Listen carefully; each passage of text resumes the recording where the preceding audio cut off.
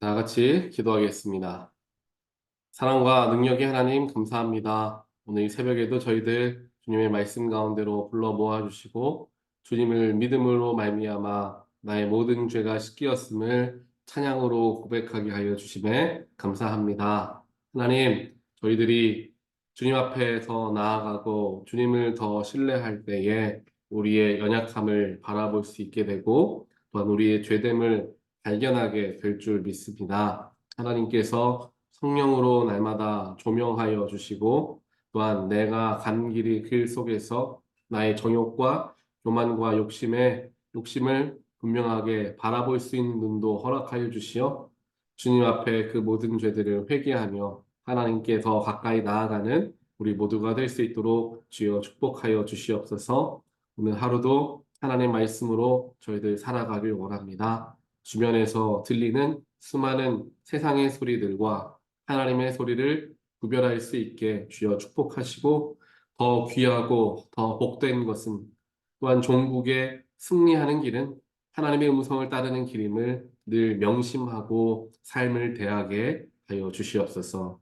오늘 거룩하신 하나님 말씀을 듣습니다. 말씀 속에 역사하시는 성령의 임재하심을 경험하게 하시고 나를 변화시키시고 나를 움직이게 하시고 나를 살아가게 하시는 하나님의 놀라우신 회복의 능력을 경험케 하여 주시옵소서. 이 모든 말씀 예수 그리스도 이름으로 기도합니다. 아멘. 오늘 주신 하나님 말씀 함께 보겠습니다. 이사야 40장 1절로 11절 말씀. 하나 함께 보겠습니다. 너희는 위로하여라. 나의 백성을 위로하여라. 너희의 하나님께서 말씀하신다. 예루살렘 주민을 격려하고 그들에게 일러주어라.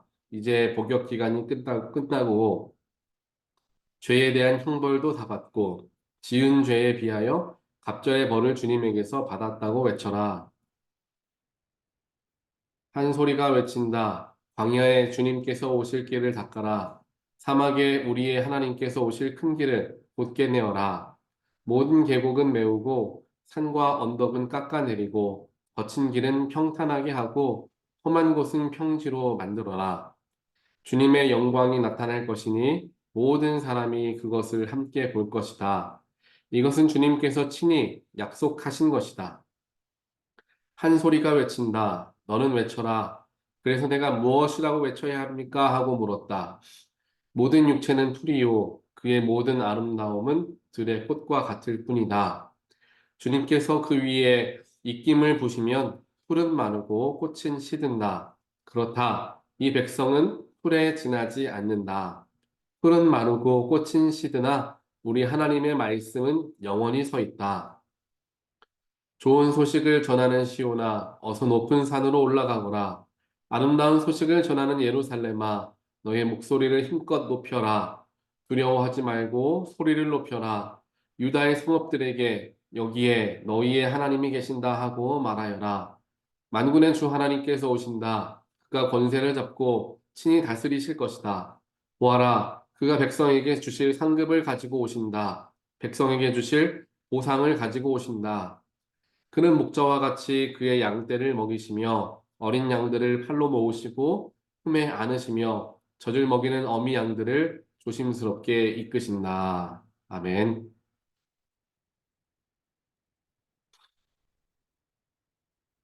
오늘은 이제 3월 1일, 이제 3월 첫날이 이제 다 왔습니다. 3월 1일에 처음 주시는 하나님 말씀, 오늘 우리에게 주신 하나님 말씀은 이사야 40장 말씀으로써 하나님께서 희망과 위로를 주시는 하나님의 말씀을 오늘 우리에게도 이스라엘 백성들에게, 유다 백성들에게 허락하셨던 그 위로와 희망의 말씀을 우리에게도 동일하게 전해주시며 3월을 시작하게 하시는 줄 믿습니다. 1절에서부터 하나님께서는 우리에게 이제 말씀해 주시죠. 너희는 위로하여라. 나의 백성을 위로하여라. 라고 말씀하십니다. 하나님은 저와 여러분을 늘 위로하기를 원하십니다. 우리의 어려움과 우리의 삶의 여러 가지 문제, 건강의 문제, 여러 가지 근심의 걱정들의 문제로 피곤하고 지쳐있는 우리들을 하나님은 위로하길 원하십니다. 하나님의 종국의 마음은 하나님은 우리를 사랑하신다라는 것을 우리는 늘상 기억해야 합니다. 하나님은 우리를 힘들게 하고 우리에게 문제를 주시고 우리에게 병을 주시는 그런 하나님이 아니라 하나님 우리를 사랑하시는 분이시다라는 것을 우리는 늘 기억해야 합니다. 그래서 어려운 중에서도 우리는 하나님을 원망하거나 하나님께로부터 멀어지기보다는 오히려 그 속에서 하나님의 위로하심을 발견하고 그 위로하심을 힘입어 그 문제와 어려움을 이겨내 나아가도록 하나님은 우리를 도우시고 또한 그렇게 살아가기를 원하신다라는 것입니다. 때때로 우리의 삶에 어려운 일들이, 이해할 수 없는 일들이 우리 삶에 일어납니다. 그 일어나는 일들 속에서 도무지 이해가 되지 않기에 우리는 그때에, 이해가 되지 않는 때에 오히려 하나님께 그 질문을 던질 때가 있습니다. 하나님, 나에게 왜 이런 어려움을 주십니까? 라는 하나님께 질문을 던지는 경우들이 많죠. 그런데 성경을 보더라도 또한 우리 삶을 바라보더라도 하나님께서 무언가 어려움을 우리에게 직접적으로 의도하여서 주시는 경우는 극히 드물다라는 것을 알 수가 있습니다. 대부분의 경우는 나의 삶의 어떠한 선택들의 연결성 속에서 나타난 결과물이 될 수도 있죠. 건강도 그럴 수 있고요. 또 여러 가지 삶에 일어나는 일들도 그럴 수 있습니다. 그렇지만 하나님께서 원하시는 것은 우리는 결국에는 어려움과 문제를 삶에서 계속해서 경험하며 살아갈 수밖에 없는 유한한 존재임을 우리 모두는 이제 알아야 된다는 거죠. 세상을 살아가면서 근심 하나 없이, 걱정 하나 없이 살아가는 사람이 어디에 있겠습니까? 많은 물질을 가지고 있다 하더라도 근심 걱정 없는 사람 아무도 없습니다. 아무리 좋은 건강 가지고 있다 하더라도 다른 부분에서 어려움이 없는 사람이 없다라는 거예요. 그렇다면 우리가 삶을 살아가면서 볼 때 나만 힘들고 나만 어렵고 나만 고생스럽고 라고 생각할 수도 있지만요. 결국 내 주변에 있는 사람들도 다 때로 때에 따라서 어려움을 다들 경험하고 있다라고 살펴볼 수가 있겠죠. 그래서 하나님께서는 나는 너를 위로하길 원한다라고 말씀하시기보다는 오늘에서는 너희를 위로한다. 나의 백성을 위로한다라고 표현하고 계시는 겁니다. 그래서 이 세상에는 나 혼자만 힘들다라는 것은 없다라는 것을 늘 기억하면서 내가 힘들 만큼 다른 사람들도 힘들 수 있으니 나 혼자만 걸어가는 길 아니니 내가 더 힘을 내야 되겠다. 라는 마음으로 문제를 바라볼 때 오히려 그 문제를 더 쉽게 극복해 나가리라 믿습니다. 또한 말씀을 드렸던 것과 같이 하나님은 사랑이시기 때문에 그 어려움 속에서도 선한 길로 우리를 인도하시는 분이십니다.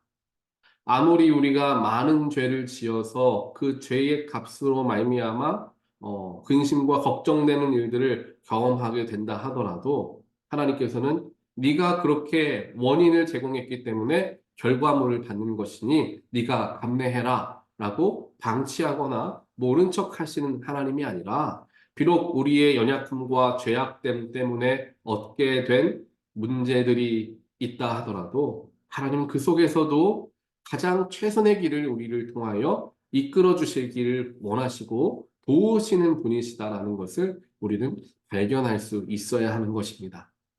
오늘 유다 백성들 사실 하나님께 범죄한 거죠.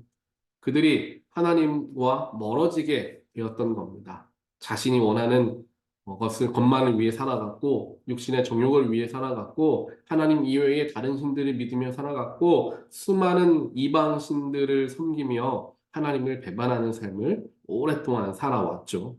그 오랫동안 살아오는 과정 속에서 하나님께서 그들을 위로도 해보시고 때로는 혼내기도 해보시고 수많은 일들을 하셨음에도 그들의 삶이 그들의 생활이 변하지 않다 보니까 결국 그 속에서 문제가 점점점 커지게 된 것입니다. 그러면서 이제 여러 가지 나라의 지도자들도 흥청망청 돈을 쓰고 자신의 안위만을 위해 살아가는 삶을 사는 거죠. 그들이 만약 하나님께 더 가까이 살아가는 삶을 살아갔다라고 한다면 나라를 통치하는 일, 사람을 돌보는 일에 더 열심을 내었을 것입니다. 왜냐하면 하나님의 말씀 한결같이 정의를 선포하시는 하나님이시고요. 또한 옳은 길로 가기를 원하시는 분이 하나님이시라는 것을 하나님과 가까이 있다 보면 계속해서 경험하고 느낄 수밖에 없습니다. 그래서 만약에 하나님과 가까이 살아가면서 그들이 지도를 했다면, 나라를 이끌었다면, 나라가 오히려 더 건강하게 성장할 수 있었을 것입니다. 하지만 때로는 이 나라의 신도 믿어봤다가, 때로는 저 나라의 신도 믿어보았다가, 자기가 좋을 대로 살아가니까 결국에는 점점점 상황이 나빠져서 이와 같이 나라가 멸망할 수밖에 없는 그런 상황을 경험하게 되었다는 것이죠. 하지만 그럼에도 불구하고 유다 백성들이 너희들이 잘못했으니까, 하나님이 유다 백성들 너희들이 잘못했으니까 그 죄값을 너희들이 다 받아야 된다, 그냥 방치하시는 분이 아니라 그 속에서도 하나님은 그들을 위로하시는 분이십니다. 그러면서 하나님께서 보내주시는 분이 계시죠. 그 분이 누구십니까? 위로로서 모든 형벌을 다 맞춰지고 끝내버리고 이제 영광 가운데로 그들을 이끌어내실 한 분을 이야기하십니다. 그분이 바로 예수 그리스도이시죠. 그래서 이사야 40장 말씀은 장차 오실 예수 그리스도에 대한 예표의 예언의 말씀으로서 우리는 이 말씀을 많이들 봅니다. 그래서 3절에서도 이야기하죠. 광야에서 주님께서 오실 길을 닦아라 라는 이야기를 하십니다. 그가 모든 산과 언덕을 평평하게, 평지로 평탄하게 만들 것이다 라고 말씀하십니다.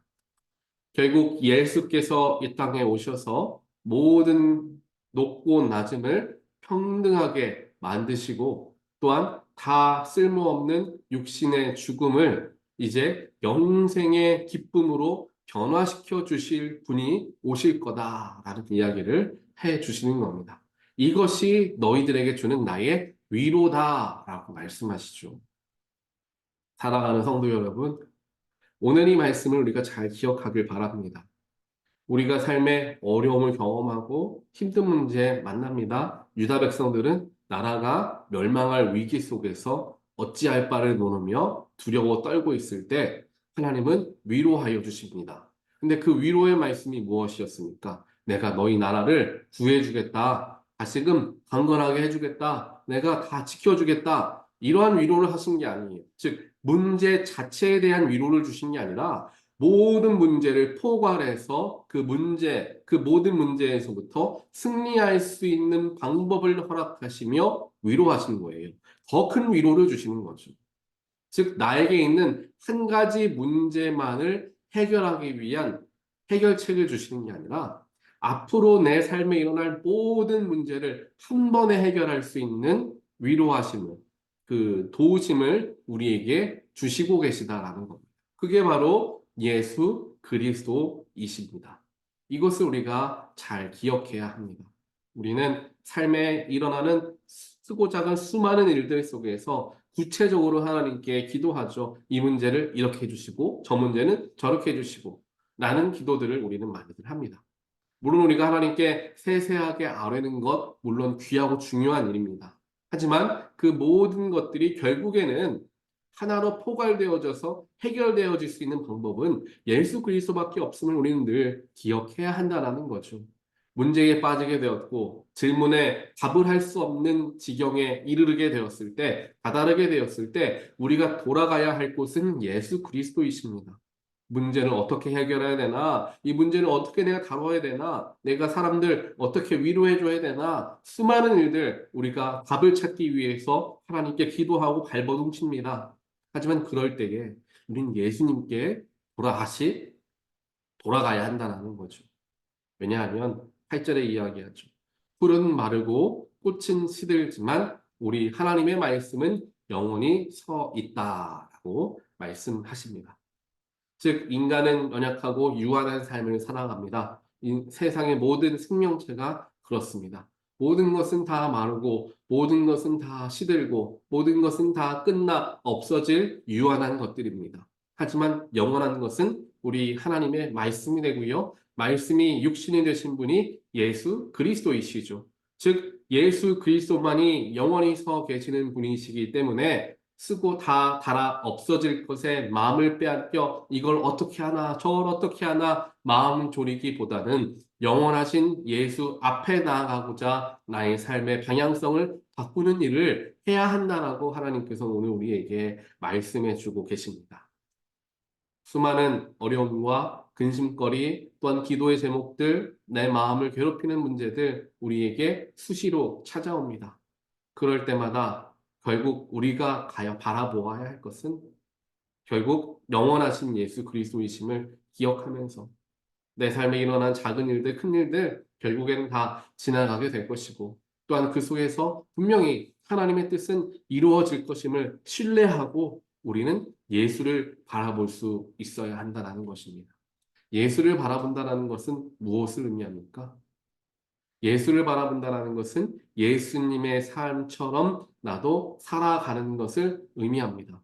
예수님을 바라보니까 예수님을 알게 되고 배우게 되죠. 그리고 그와 같이 살아가게 된다는 거예요.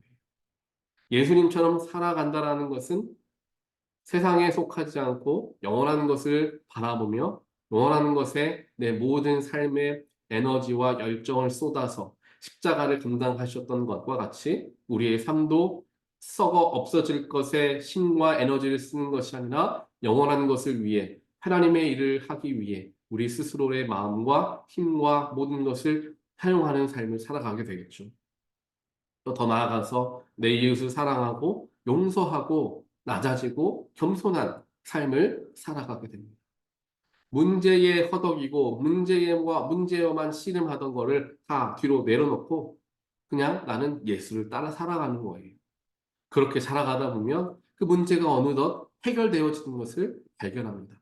관계 속에서 힘들어서 어려웠던 적이 많았는데 그 문제 내려놓고 예수님처럼 살아가려고 노력하다 보니까 예수님처럼 더 용서하게 되고 더 사랑하게 되고 더 이해하게 되고 그렇게 살아가다 보니까 어느덧 관계의 문제가 해결되어지는 것을 경험하기도 한다는 것이죠.